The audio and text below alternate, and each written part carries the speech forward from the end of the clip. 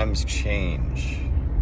And last night I had two experiences that were actually the same phenomenon within about 30 to 40 minutes of each other, maybe even less. Where the first one was, I was at soccer practice. As some of you know, I am a youth soccer coach, extremely glamorous position in life.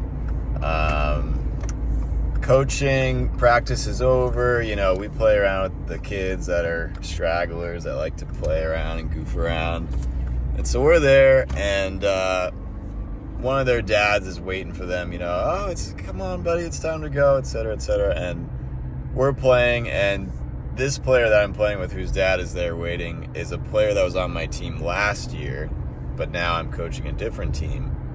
But obviously we've known each other for multiple years. So then I go and talk to him kind of as we're just cleaning up and stuff.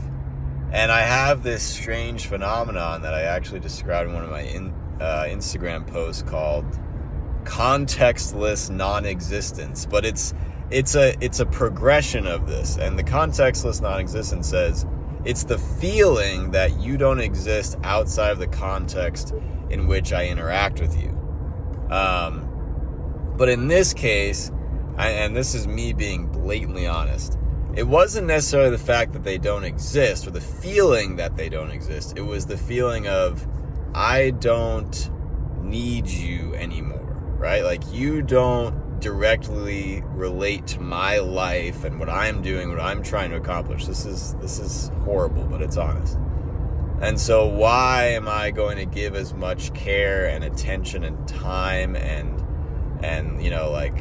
me caring what you think about me to this conversation than I would have just 6 months ago when I was coaching his son? And to a small degree, there is a little bit of truth to that from a performativity standpoint. But overall, it's not right. And then I'm driving back to my new place where I live, and I had a few packages delivered to the old place where I live. And so I called the front desk there, and I'm having a conversation with someone whom I probably saw on a weekly basis, just like this father of the player.